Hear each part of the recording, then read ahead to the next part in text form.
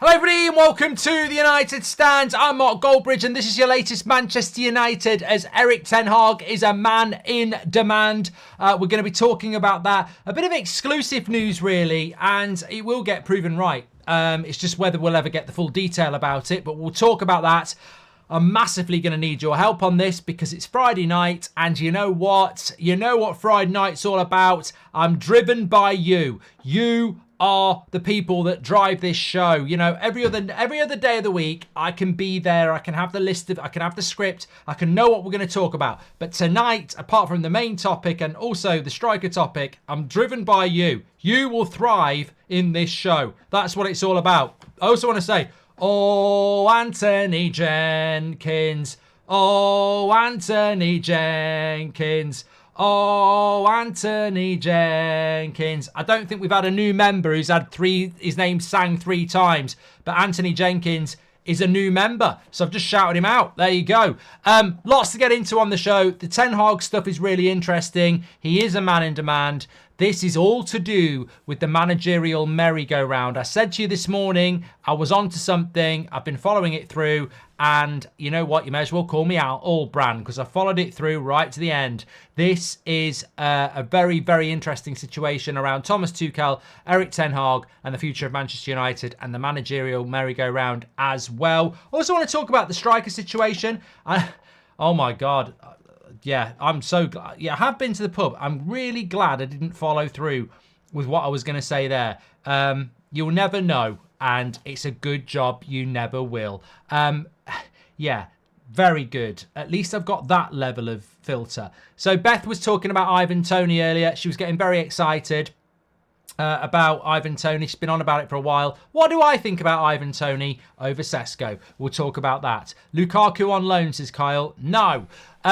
Right, before we get into everything, we're sponsored by Boohoo Man. You know Boohoo Man. I'm wearing my Boohoo Man hoodie. You can basically get a bit of trivia from Boohoo Man when they sponsor the show because they're absolute legends, but they also give you an exclusive 10% off with the code Goldbridge. Well, you might go 10%. What's all that about? But if you go onto the Boohoo Man website through the link in the description or by scanning the QR code, you will already know that there are massive discounts across that website anyway. Get yourself some gym wear, five-a-side wear, in the bath wear, in a coat wear, a hoodie wear, whatever. They've already got massive discounts across the website. Fantastic clothing. You can get an extra 10% with the code Goldbridge. Check it out. But they've also got a bit of trivia because this is what Boohoo Man do. They're elite. They're interactive. They're a brand that want to be interactive with you. Credit to them. And can you guess this Man United footballer or former Man United footballer? I was born on the 30th of January 1981. I started my career at CSKA Sofia and played for 2 other clubs, including another Premier League club, before signing for United in 2008. During my time at United, I played 101 games and scored 48 goals. Very good. Almost 1 in 2. Amazing. Even I didn't know that. I primarily played as a forward during my time at United and was known for my excellent first touch, magnetic touch. During my time at United, I won the Premier League twice, the League Cup once, and the FIFA World Cup once. I left United in 2012 to join Fulham. Of course, if you didn't know who it was, I will tell you, his name is not Nani. It is, of course, Berbatov, like Daniel Lee, Andrew Marsh, and also Jack Bridger and other people have said. Big shout out to Boohoo Man. 10% off extra on everything else on their website with the code Goldbridge. You can get some lovely stuff like this. They've got summer wear as well. Of course they have. Each and every one of the current crop must watch the 99 documentary. That's what we're missing right now. Anaban, I lived 99.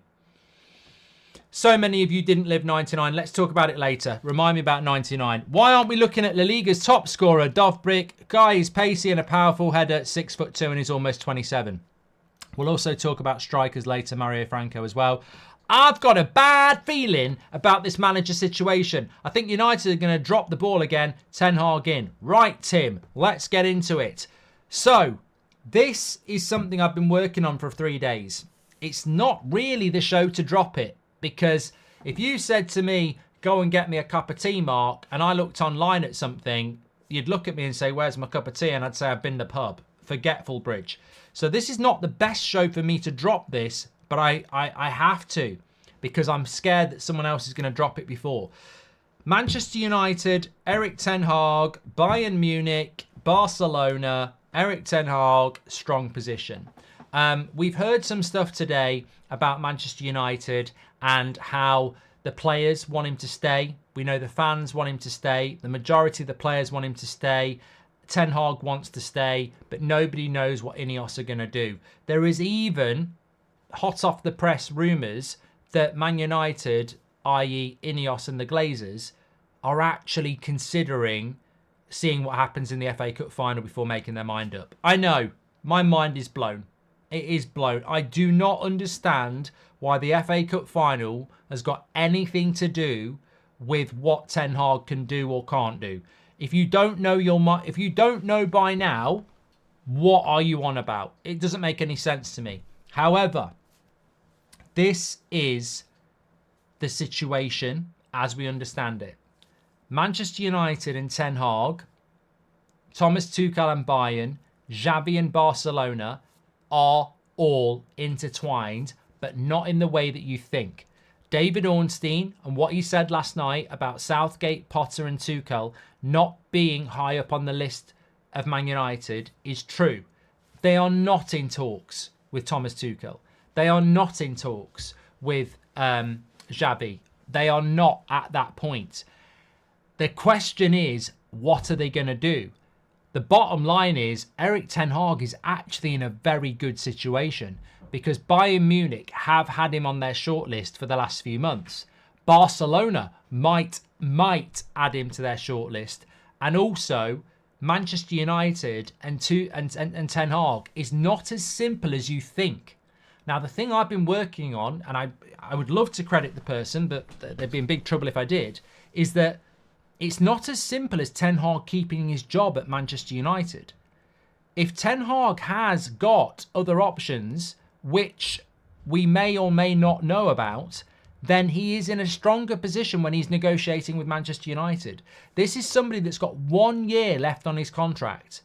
1 year left on his contract. He's in a very strong position if Man United want to keep him and other clubs are interested in him. So his contract with Manchester United revolves around power.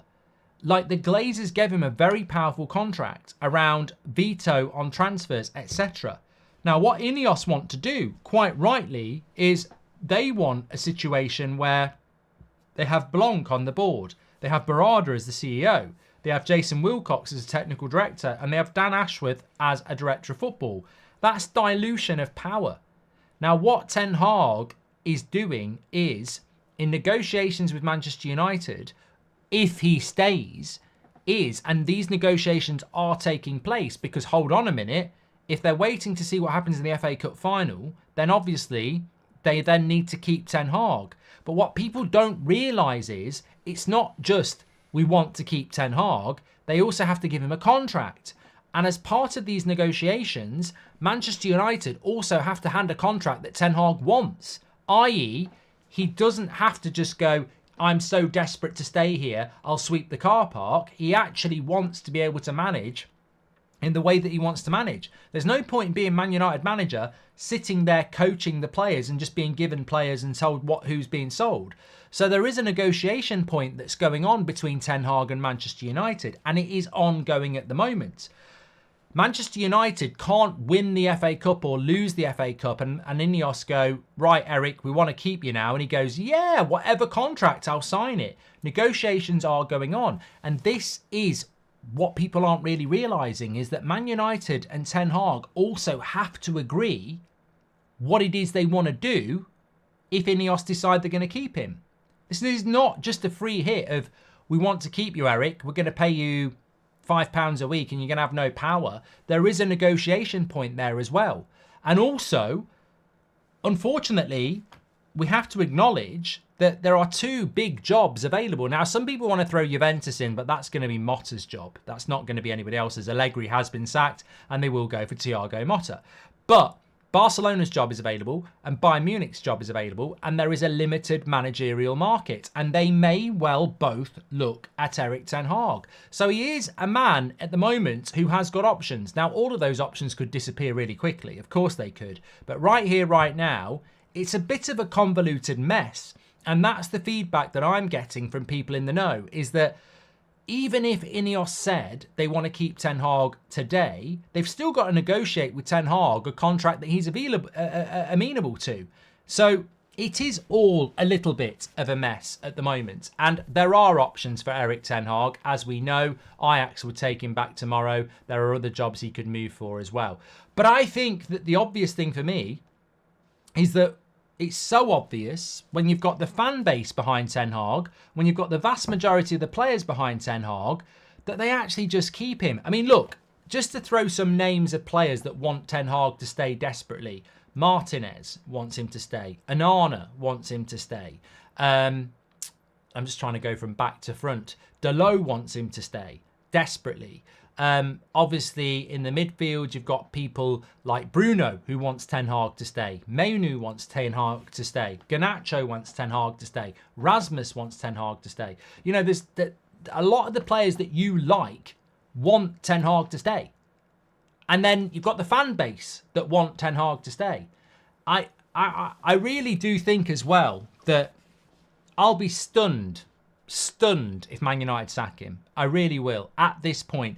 There's been times over the last few weeks where I thought he might go, and I'll sit here and I'll say to you right now, I don't know which way it's going to go. I don't. To the Ten Hag outers, don't get depressed at the weekend. Everybody's welcome.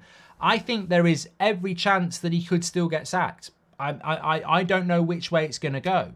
But my feeling is he's staying. And I haven't got any inside information on this, but my feeling is that he is staying. Because I think when you look back to the Crystal Palace result and some of the bad performances against Burnley, etc., it wasn't looking good, bruv. It really wasn't. But the last 2 weeks since the Palace result has been such an eye-opener. And I'm not the owner of Man United, but if I was the owner of Man United, I would acknowledge what I've acknowledged. Since that Palace result, I've seen a fan base and a set of players that have galvanised and got behind Manchester United and this manager and this vision. And this vision is there for Ineos to drive. So it's behind Ineos, behind Ten Hag and behind certain players. And what we saw against Arsenal was a better Manchester United side. And what we saw against Newcastle was a winning Manchester United side. And I expect to see an improvement again on Sunday with the likes of Varane and Lindelof, Martinez, Bruno back. I think we are seeing a galvanisation of Manchester United. I think the players are jumping on board. I think the fans are on board. And I think we're moving towards something that is irrelevant. The FA Cup doesn't matter. It'd be nice to win the FA Cup. It really, really would. It'd be nice to be in the Europa League. Of course it would. But it doesn't define where we are as a team, the development of the youth, the vision for the future. I genuinely would be really, really surprised if Manchester United do not keep Erik Ten Hag. I really would be surprised. And I also think as well, there's a couple of hints to drop in as well. I've seen Sir Jim Radcliffe's interview from a couple of months ago floating around today. And in that interview, he spoke about the structure that managers have never had at Manchester United and that Erik Ten Hag doesn't have. And he spoke about the structure they want to build. He's also previously spoken about Arteta and Arsenal's patience with Arteta that has bore fruit. And I think that's really important. And I don't know whether you've heard this story today, that Man United cancelled their end of season party because of money, to save money. I don't know what this summer transfer window is going to entail and how it's going to unfold. But what is very clear is that even if you're getting rid of somebody for £30,000, Ineos are here to make efficient changes. It's not efficient to sack Ten Hag. It's going to cost money to do it, and it's going to cost money to replace him. So my feeling is that we're going to keep him now, and I think it's an open goal. And the really interesting thing is, if they decide to get rid of him, four things. First of all, the majority of the fans want to keep Ten Hag.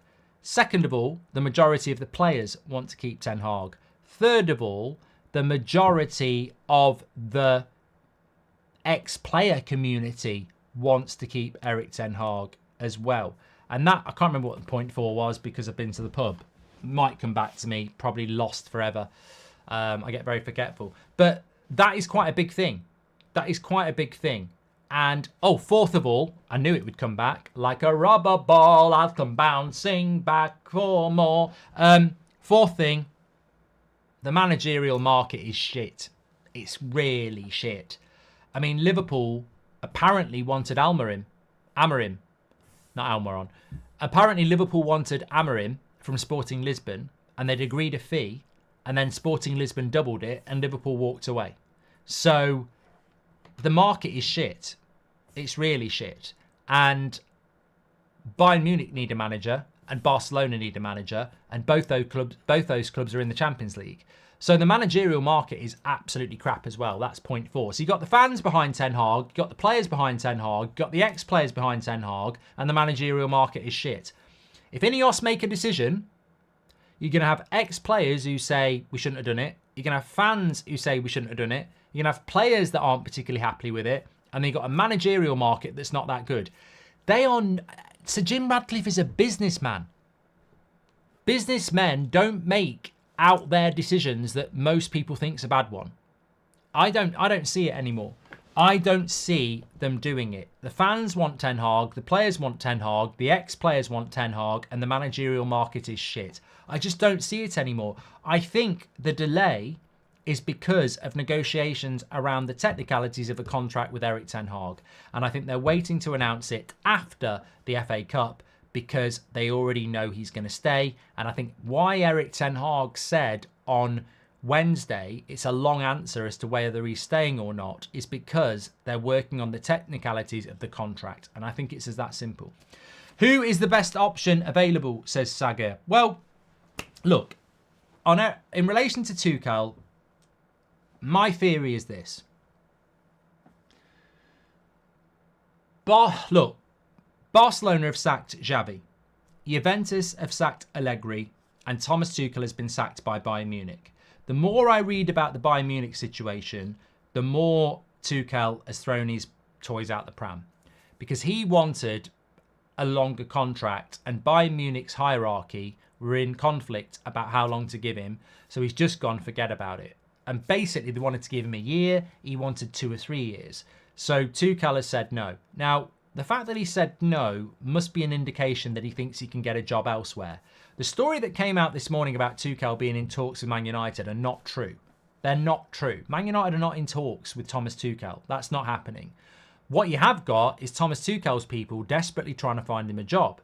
Now, I don't know whether the Barcelona job's there for Thomas Tuchel or whether he's going to wait for another job at Chelsea or something else. But Man United aren't in talks with him at the moment. I mean, these things can change, but we're not in talks with him.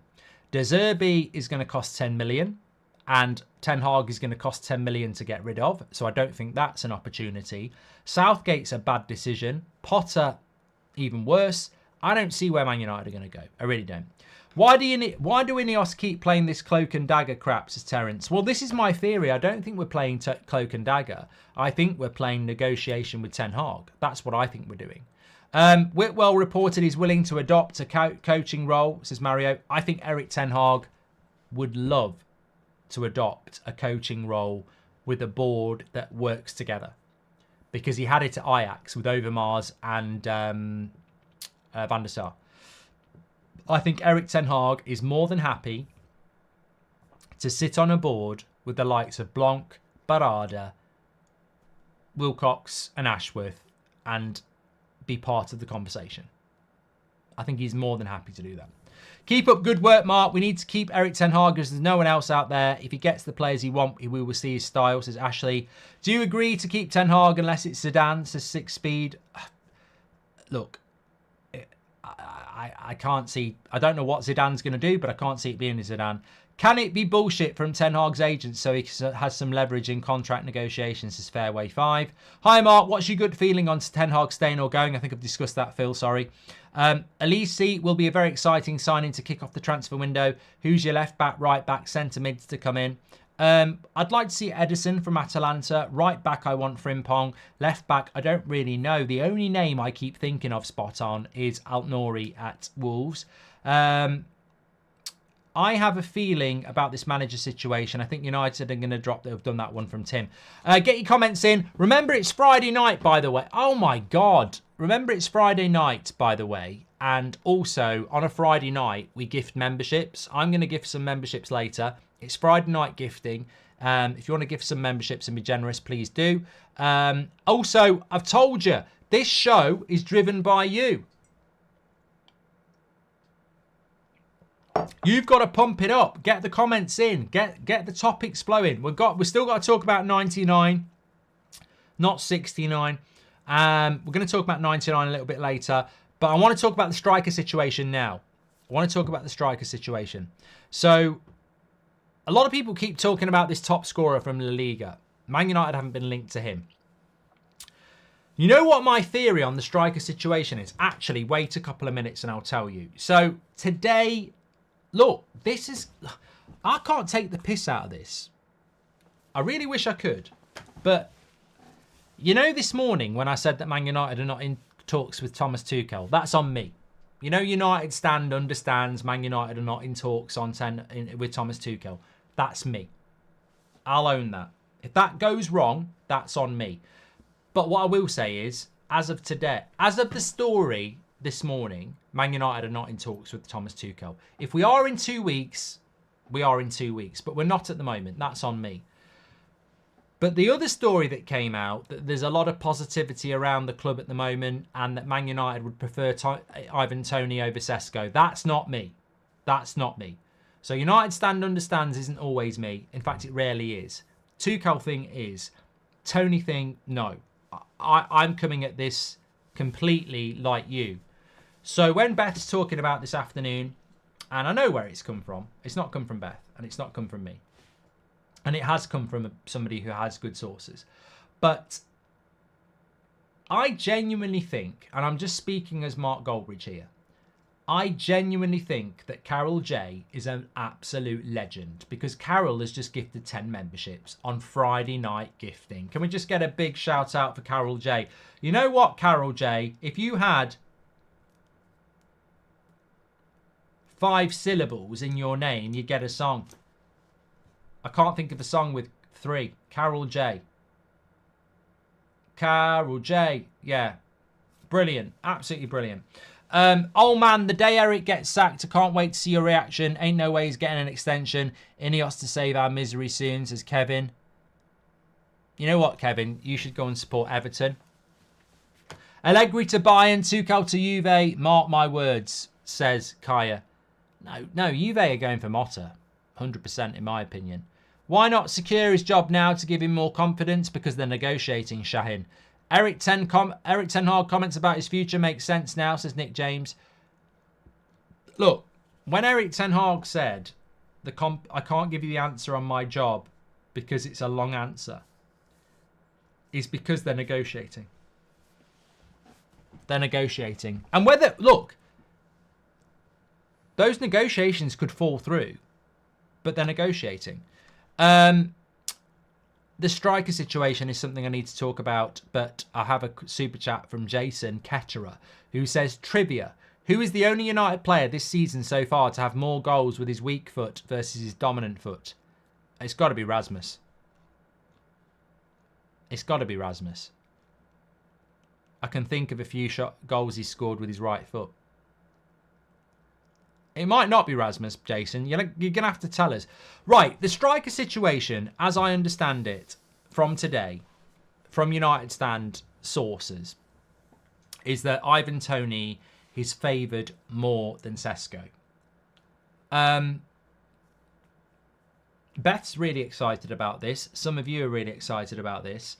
I don't really... Look, I'm a massive fan of Rasmus. I've always been a massive fan of Rasmus. It's got nothing to do with the interview. Obviously, Lucas doesn't like him because of the interview, but I really like Rasmus. He's a left-footed striker. He can dribble, he can shoot. He's got so much potential. I really liked him at Atalanta. I knew we were signing him this time last year, months before everybody else did. I really like him. Obviously, I've had the interview with him.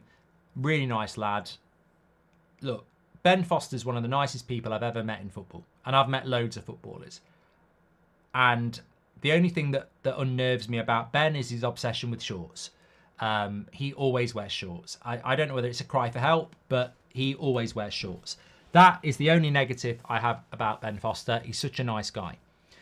The time I spent with Rasmus, there is a genuine personality there. There is a drive to be successful. There is that winning culture, which I see with Ben when we try and play pool or darts. He's obsessed with winning or a quiz. These people are people we wish we were. I'm completely reality about this. That they're living the dream many of us wish we had. Whether it's Ben Foster, Rasmus, Marcus Rashford, they have made it somewhere we will never make. And I see in all these personalities that thing that I was probably lacking when I was a teenager. And they have it. They have that thing in them. I mean, I'm sure Gary Neville's got it, David Beckham, Ryan Giggs. This obsession to win. They've made it at the very, very highest level. But I've met footballers who are complete and utter knobheads, and you wouldn't invite them round for a cup of tea, and you wouldn't let them anywhere near your dog. But daughter, I meant. I don't know about dogs. That's too far. But there are also people like Ben Foster who are just really sound people. You go down the pub with them with your own mates, as I have, really sound. I don't know whether they're a rarity. I don't know. I think some footballers are a victim of their upbringing. I think they're in a bubble where everyone's kissing their arse 24/7 for years. And I think with Rasmus, I hope that he can continue to be the individual that he is, who is, very humble around Manchester United, very motivated, very professional, does his thing, goes back, recuperation, private life, etc. I hope Garnacho can do it. I hope Mainu can do it. I hope every other young player does it, because I saw a picture today of Greenwood, Martial, Young, Lingard and Rashford, and it made me sad. I looked at them and I thought, waste. What a waste. And there are very different reasons for that, but what a waste. Greenwood, Lingard, Rashford, Martial, what a waste. Pogba was the other one as well. Waste. What a waste those players were. For different reasons, some injury, some bad luck, whatever. So look, it's really important. But my bigger point is about Tony or Sesko is that it doesn't matter what striker we bring in. I ain't worried about Rasmus. Like, for me, if you want to bring in Ollie Watkins, bring in Ollie Watkins. If you want to bring in Jonathan David, bring in Jonathan David. I have complete and utter confidence that whether they go for an understudy for Rasmus or an overstudy for Rasmus, he'll be absolutely fine. If you did bring in Harry Kane, which we won't, I still think Rasmus will score goals and develop, because he's a motivated individual and he'll get game time. So it doesn't matter to me. So in relation to this striker conversation, do Man United rate Ivan Toney over Sesko? My reading on this situation is that Sesko is slipping between our fingers. Whether Sesko is the player we want or not, we ain't getting him. Bayern Munich have looked at Sesko, Arsenal have looked at Sesko, and Chelsea have looked at Sesko. They're all more attractive than Man United. I think that we're looking at Toney over Sesko. This is just my theory. My theory is we won't sign either of them. I don't think we'll sign either of Sesko or Toney. That's just my hunch. I've not been told it. I don't think we'll sign either of those players. I really, really don't. Let's see if I'm right. But I think the move towards Toney from Sesko is based on the fact that we've lost Sesko already. I don't think we can get Sesko. I'll lay it out there. And I'm not saying Ineos are shit. I'm just saying I don't think we can get him. I think there are other clubs that have a better hand than us, maybe have got more financial fluidity than us. I don't think we can get Sesko. So I think the Toney talk is because Sesko's off the table now. But I don't think we'll go for Toney either, because I think Brentford will ask for money that is silly. There are a lot of people out there that talk about personality. I just spoke about it a minute ago. There's a lot of people that are worried about Ivan Toney. If he's a shithouse, I don't want him anywhere near Man United. But I don't know. What if Neto's a shithouse? What if Branthwaite's a shithouse? What if Tadebo's a shithouse? What if Frimpong's a shithouse? I don't know.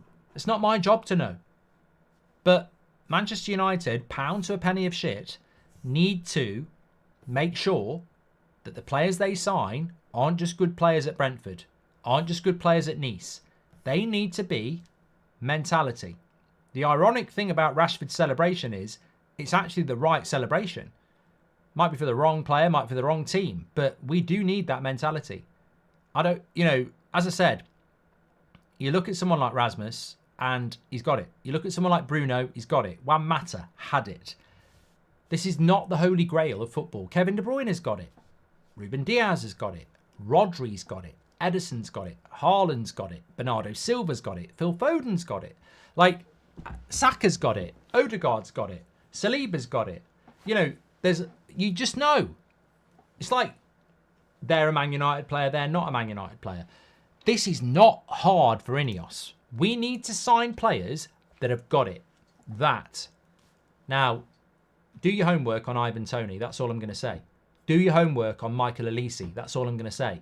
Do your homework on Frimpong. Do your homework on Tadebo. Do your homework on Branthwaite. Because I like all those players.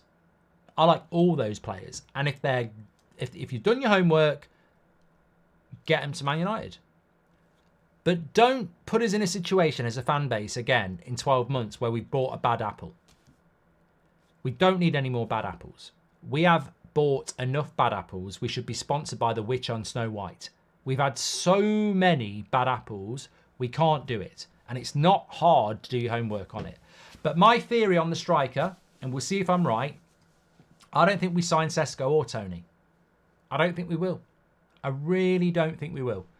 I think money, we're simply red. Money's too tight to mention. And I don't see us spending 60, 70 million on a striker. I really don't. I think the striker we buy will be £50 million or less. So I don't think we go for any of those players. But one thing I will say is, if Ivan Toney's price comes down below 55 million, maybe we do. Maybe we do. Big up Tracy Taylor. She's gifted me a membership, says Fuge. You should be a bloody member already, you tight twat. No, I'm only joking. Rice is a new member. Rice. No, that's an Arsenal thing now.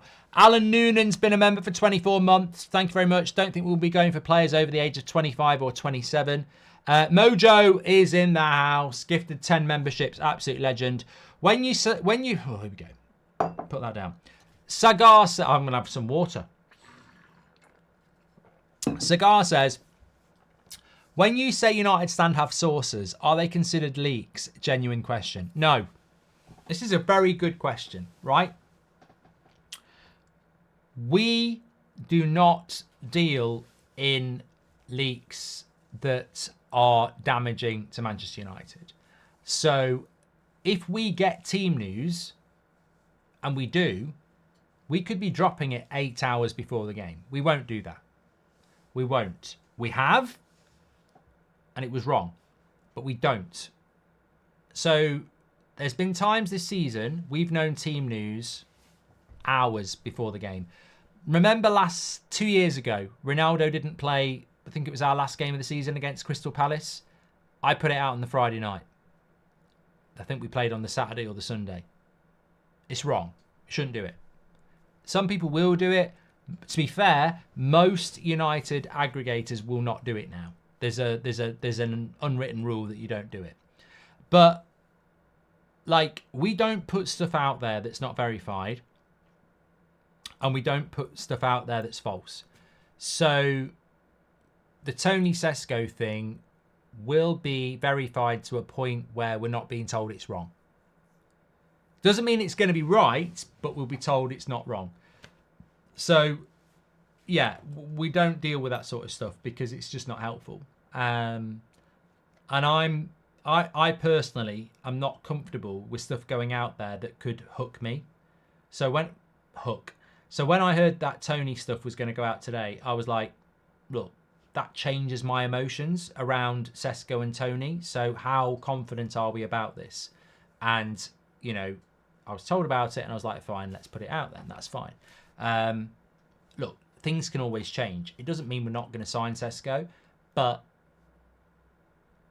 I don't think we're going to sign either of them for what I've just spoken about. But good question. Louise Horan, thank you very much for being a member for 4 months. The trivia answer was Anthony, says Jason. Well, so apparently Anthony scored more goals with his weaker foot than his main foot, which is amazing, really. Tracy Taylor's amazing. She's gifted 5 memberships. Lovely stuff. Thank you very much for that. All this about Ten Hag's career, depending on the FA Cup final, is ridiculous. They should be focusing on the fact that they got that squad to an FA Cup final, says Scott. Destiny, welcome to the Members Club as well. Look, a few people have asked me about this today. Big up Steve, who is a Chelsea fan, who I was talking to in Sainsbury's this afternoon. Basically, I was having chicken breasts, any breasts I'm having tonight. And, well, there's nothing wrong with that. You know, it's consensual. Like, shut up. But bottom line is, chicken breasts, sweet potatoes made in the air fryer, homemade, a lovely salad, bit of coleslaw, and I really fancied a bit of kimchi. So I went down to Sainsbury's to get some kimchi. Basically fermented cabbage and onion, very nice sauce. And I had to go to Sainsbury's to get it. And while I was down there, I was talking to somebody who was Kevin, and he was a Chelsea fan. And he was basically saying, watched the show this morning, loved that, Chelsea fan, watching the nightstand, and said, you know what, you're even more better looking than you are on camera. Like, you really are for your age. I would say there are lads in their mid-20s who couldn't hold a torch to you looks-wise, but also physique-wise and obviously intelligence-wise. And I said, Kevin, you don't need to say that already. You had me at hello. But my point was that Kevin said to me,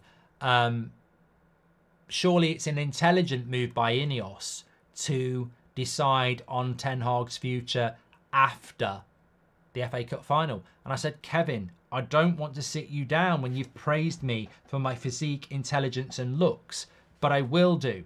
Grab yourself a chair. Why do you need to know the result of an FA Cup final against the best team in the country to decide whether you're going to keep Erik Ten Hag? The FA Cup final is irrelevant. We're playing the best team in the country and we are not that, Kevin. If we win it, it's David against Goliath.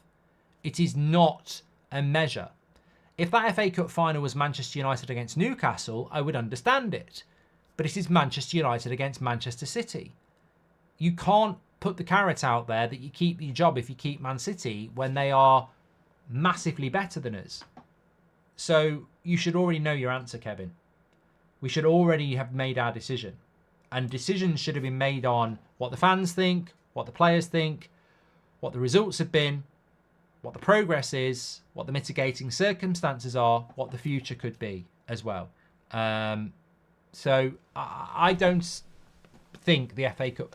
I personally think the FA Cup final being the decision for Ten Hag's future is based around the media and their thick approach to reporting to people that they think are thick. Let me tell you a little story because I know this verbatim. Absolute verbatim. Do you think that Louis van Gaal's future was determined by the FA Cup final? No, because he won it. They'd already made their mind up. Mourinho got that job 2 months before the FA Cup final. 2 months. Louis van Gaal was sacked the next day after the FA Cup final, and it made him cry. They already know the Ten Hag decision, and I believe the decision is that they're keeping him. I genuinely do. I really do.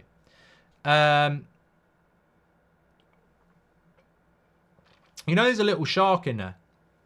Mark, what's worse, Erik Ten Hag sacked or he leaves us? Reese, if Erik Ten Hag down tools and went to Bayern Munich, I'd be absolutely gutted. Mark saves penalties like Onana, everybody, says Parker. Parker, there's no need for that. There's just no need for it. All this about Ten Hag's career, depending on the... I've done that from Scott. Right, I'm gonna delve into the chat here because We're moving into the area where it's all about you. Oh. Before I do that, get your comments in. Let's get ready to rumble. But there was a super chat at the start of the show about the 99 team. And if I recall it correctly, it was something along the lines of, these players need to look at 1999. There was a brilliant look. I've not watched it yet. I've not watched the documentary. I'm going to go and watch a bit of it now after this show on Prime. But the great thing is, the documentary to me is just the icing on the cake, because I lived it. I bloody lived it. And I you know what? I feel so privileged. I know they've done the documentary, but I could write a book on that season. I could write a book, because Neville and Beckham lived it, but I can remember what I was doing every single game. Like, I remember the 99 FA Cup semi-final. I couldn't find anywhere to bloody watch it. I lived in Ireland at the time, and I don't know whether it was on the BBC. Somebody'd have to tell me. I just remember that game. I was really struggling to watch it somewhere, and I can't understand why, because it was an FA Cup replay, and it was on a Wednesday night, and I couldn't find anywhere to watch it. So I had to run down to the pub, but it was 1999. It was pretty much before mobile phones. There's just something about that game that I was really struggling to watch it, and I can't remember whether it was just simply because it was on Sky and we didn't have Sky or something, but I remember watching us play Chelsea probably around sort of February time on a Wednesday night, and I was watching it in a pub in Nottingham because I had to get a train at 10:10, an overnighter from Nottingham to Dublin, which I used to do quite regularly. I remember where I was for the 99 final in a house party in Dublin. I remember we used to do it for every single game all the way through. There's just so many memories about that year. It was probably one of the best years of my life, because it was the year I left Nottingham to go and live in Dublin. It was an amazing year, and it was an amazing team. And I get very passionate about football, but I also am very grateful because I lived that year. And also, the icing on the cake is I wasn't a kid. I know a few people who are 8, 9, 10. There's a lot of Manchester United YouTube content creators who talk to you about 99, but they're all 8, 9, 10. They're all in their mid-30s now. I was 18. I was drinking. So, for me it was perfect. I've loved football all my life, and 99 I was drinking as well, and I was 18.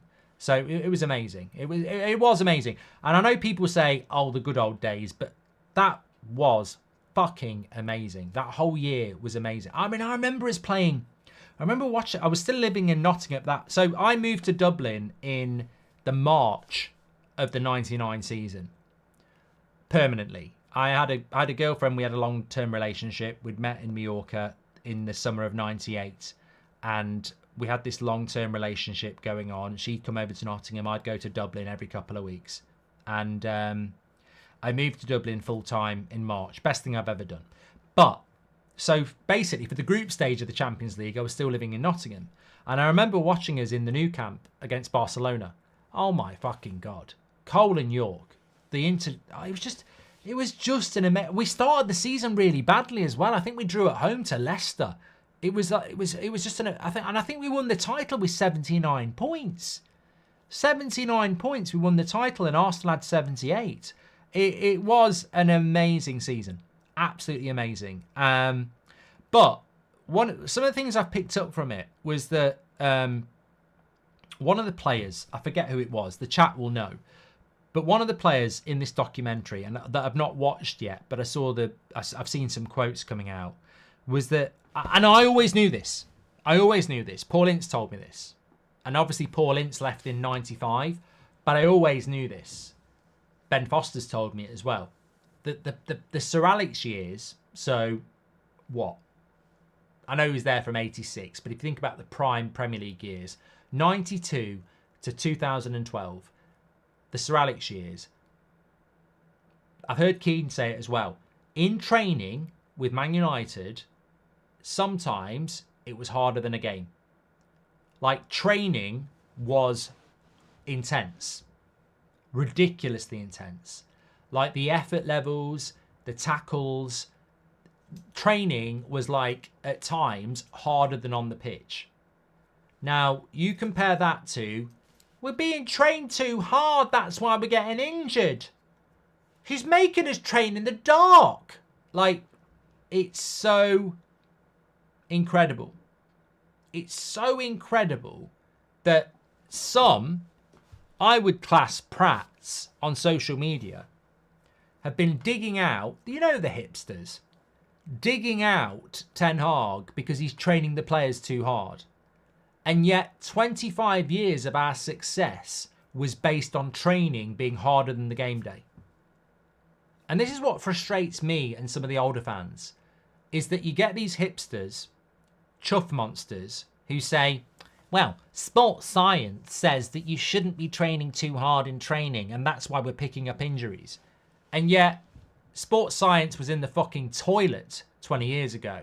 We were training intensely hard in training and winning on the pitch. And I think that's just the difference. I think sports science, in a way, has made things worse, because if you've got the wrong mentality of players, they'll find an excuse not to perform. And we have collected over the last 10 years an absolute catalogue of players that like an excuse. And the difference with that 99 team is nobody was looking for an excuse. Self-accountability was absolutely key. And it was an amazing time to be alive. The 90s were brilliant. They were brilliant. Euro 96, Italia 90. You know, I started the 90s as a kid and I came out of it as a man. And it was just an amazing decade of football, music, growth in more ways than one. And yeah, it was amazing. And Manchester United were amazing. That 99 team was amazing. And I tell you what, if you lived 99, no one would ever compare him with this Man City bollocks. They wouldn't. That was like roll your sleeves up, hard class, working class football. Man City are like the silver spoon of football. That's what we are. That Man United 1990, you know, if you want to talk about politics or way of life, that 99 team was pure working class. Man City is a silver spoon. That's what it is. Simple. When I grew up, there was working class, middle class, and rich. And I grew up working class. That Man United 99 side was pure working class, brought up by a working class manager in Sir Alex Ferguson. This Man City side, Pep's always been rich, silver spoon. That's what it is. That's the contrast between Man City and Man United. Credit to Man City. Who knows what will happen with them and their charges? We don't know. But if they don't get charged, they still won't have the credit of the 99 team, because that 99 team was pure working class, brought up on the boy from Govan, Sir Alex Ferguson. He was working class and he brought that through that whole team. You know, the people like Roy Keane, Gary Neville, David Beckham, working class, hard working, 100%. And Pep Guardiola, fair play, but he's a silver spoon man. You know, checkbook, best players. No. That's what it's all about. We were dragged up. Yeah, we were dragged up. That's what we were. Cole, York, Giggs, Beckham was unreal, says Parker. Look, they were legends. They were absolute legends. And I don't even like Dwight York that much. You know, I don't like Dwight York. I've met him. I don't really like him that much. As a person, I don't warm to him that much. But he was an absolute legend in the shirt. And that's what... Look, I'm not digging Dwight York out there. I think his football opinion is not that great. I don't respect him as a pundit. I don't particularly like him much as a person from what I've seen of him. But he is the epitome of actually where we go wrong in the modern day. Like, there are legends of this football club who are knobheads. And there are people that never made it for Man United who are lovely people. Being a footballer is about delivering on the pitch. That's how you become a legend. We've become too brand specific at Man United. The club want us to love the individual as well as the player. You're asking for two bites of the cherry there. This is where we've gone wrong. Man United team of 99, God knows what some of those players were like. Maybe they were saints, maybe they were sinners, but they were a bloody good, very good team. Man United have got it all wrong at the moment. They want a player to be good on the pitch and loved off the pitch. And it doesn't actually matter. That's where the whole saying comes from, never meet your heroes. Because I've met some of my heroes. Oh my God. You know, it's not nice. And it sort of taints that memory. But ultimately, a footballer just needs to be good on the pitch. You don't need to have them round for Christmas dinner. You know, you don't. It's about what they do on the pitch. And Dwight Yorke that season was unbelievable. And every time I watch him, I'm like, oh my God. And the same with Andy Cole, and the same with Ryan Giggs, and the same with David Beckham. It doesn't matter what they're like off the pitch, unless they do something horrific, of course. But if they're a bit of a knobhead, but they're scoring goals, so what? It doesn't matter. And I think the modern day footballer almost has too much pressure on them, because we want to know what they're like as a person off the pitch as well as on the pitch. And also the people around them feed into that, because they're like, oh, write this book, do this, do that. But actually, just be good at football. Just be good at football. Daniel says, how many pints have you had, Marky? I'm pissed. I've only had 1 pint. I've been on the red wine. Mojo said, we had more fans on our 2012-13 title trophy bus parade than City had for their treble bus parade. Our treble trophies bus tour was magnificent. Manchester streets were packed to the rafters with United fans, as Mojo. Look, all I will say is, I hope to the younger audience, or to the ones that were very young for 99, I really hope you get that. I really, really do. You know, I can't live with these people that lived our dreams. I mean, imagine what it's like to be David Beckham. Imagine what it's like to be Andy Cole. Imagine what it's like to be Apstam. Imagine for the rest of your life, you lived that and you were a part of that. Not David May, but, you know, everybody else who genuinely was part of it. You can't live with that. And, you know, I remember Patrice Evra talking after the 2008 Champions League, doing an interview the next morning and just talking about what an amazing feeling it was and you might never get it again, etc. But I've told you this story many times before. And I'm not somebody that believes in my life that I was ever deserving of moments where I go, oh my God. And I just move on from them very, very quickly. And I think back to playing at Old Trafford. Some of the people I've interviewed, raising £50,000 in 12 hours, which we did in November, all because of you. All because of you. But, you know, one of the stories I always tell, and it's got nothing to do with the United Stand, and I'm so grateful for what we've built and the opportunities it gives me constantly. But whether I'm talking to people who've got no interest in the United Stand, like family or friends, or I'm talking to people, you know, who ask me about the 99 season. Like, one of my favourite, and you will have this as you get older. You will have parts of your life that you are proud of. And one of the things that always, and I had no part in United winning the treble, absolutely none, obviously, like most of you. But one of the things that always sticks out as a profound thing that I'm quite proud of, that I genuinely said, was that when we won that Euro, that Champions League, and that treble, there was 2 things that happened that night. As we hit the 90th minute, I was in a house party and I looked around and there's only one other person in that room that got it. In fact, some dickhead to this day winds me up. Because as we looked around that room, most people were meant to be Man United fans. There was 30 of us, and apparently all 30 wanted Man United to win.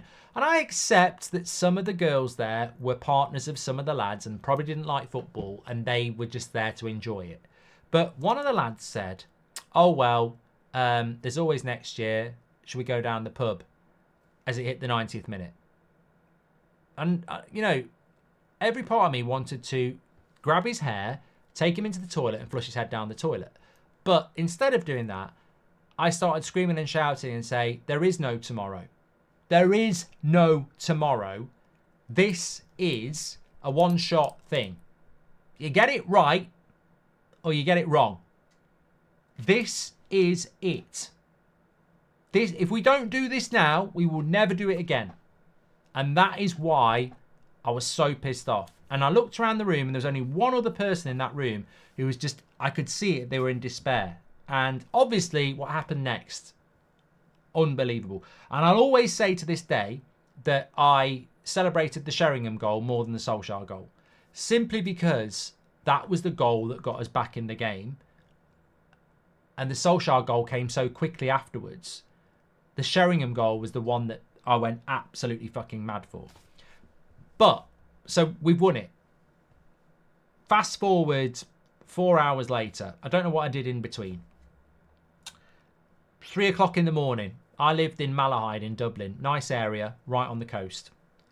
3 o'clock in the morning. I was in work at 8 o'clock the next day, by the way. Worst hangover I've ever had. But the best thing about that was Liverpool fans were fucking moaning. 3 o'clock in the morning, 3 of us. The lad who got it in that room and another one. All United fans, sat on the beach, watching the sea come in. It's Ireland, so it's not hot. Bottle of whiskey, 3 cigars. And all I said was, I don't want to go to bed because it's never going to feel as good as this again.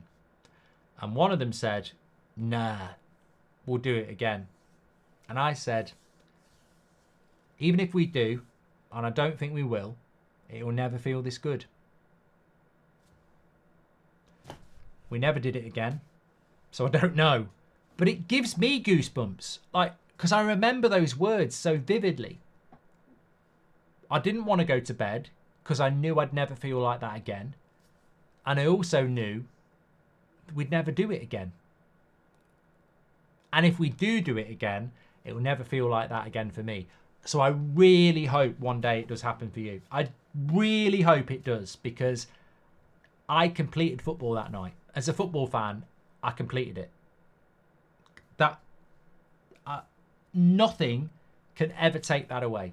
You know, like when you complete a game, I felt that I completed football, because I was like, there's nothing else I can do. Like that as a football fan, not only have we done it, every step of the way has been pure fucking entertainment. Like what people don't understand about that 99 season is, and you've got to watch the documentary, is that not only did we do it, I mean, the way we did it in that final, the FA Cup final was a breeze. 2-0 against Newcastle. It was a fucking breeze. The league was tough, final day, Spurs, but the Champions League, they were better than us. David Beckham was fucking unbelievable that night, but they were better than us. But the way we did it, I want United to do a treble again, and I want it to happen for all of you that never saw it. But for me, it won't top that. It will never top that. It can't be topped. It was unbelievable. Absolutely unbelievable. If winning treble was a novel, United was Romeo and Juliet, a perfectly incredible love story, inspiring generations. City is like Twilight, not the same. You know what, as well, I was always fully aware that when we won it in 99, I remember ringing my granddad the next day, because he lived in Nottingham and I lived in Dublin, and I just knew, because like the reason I support United is because of him and Duncan Edwards and everything like that, and there's all that as well. There's all that side to it as well. It's like, it was just unbelievable. We haven't got as many European Cups as Liverpool, and we have to own that. That's not a comfortable conversation, but what we've done is brilliant. I don't live in Nottingham, no, Louis.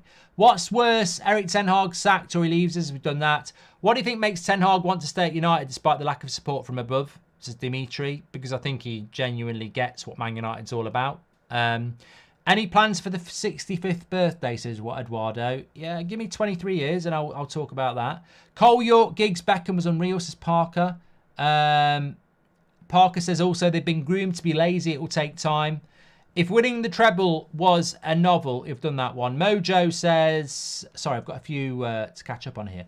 We had more fans. I've done that one from Mojo, of course. How many pints? Done that. Can you imagine a full first team coming through the youth system, says Alan Noonan. Hi, Mark. I joined memberships today. I'm Mojo's son, by the way. Generations of United, says Rise. Love that. And do you reckon the problem is that fans don't have on-pitch ball knowledge before blurting out comments, says Rahul? Look, everyone's entitled to an opinion. That's the great thing. But when everyone has an opinion, you get nonsense opinion, of course. But I don't really care about that. at Christmas, it's 10 years of the United Stand. I don't, you know, we've got things to do for that. 10 years of the United Stand is scary to me. Basically, January is 10 years of the United Stand, which is just unbelievable. So, what a community. Unbelievable. And thank you for sharing that last 10 minutes with me, by the way, because I just felt like I was talking to myself, but there was 10,000 people here, which was great. You're absolute legends. It's Friday night. Enjoy life. I'm going to go and watch the documentary. I feel like I'm a little bit of a, you know, the warm-up act. I'm going to go and watch the documentary right now. We have got the best community ever, Tina. It's a lovely community. I absolutely love it. And you're all legends. Glennie says, I always remember a song that was played on ITV after the highlights. It was called Indestructible by the Four Tops. Still gives me goosebumps now. I'll tell you what song resonates with me with Manchester United, actually. It's got nothing to do with the treble. And it makes me get emotional every time it comes on. I don't know who sang it. I think it was Belinda Carlisle, who I've always had a soft spot for. Let me just double check this. Because, I can tell a story. Yeah, it is Belinda Carlisle. Yeah, who I always liked. So, you know when Sir Alex Ferguson retired, that last game, Sky Sports did a compilation of Sir Alex Ferguson. And I've never been able to find it again.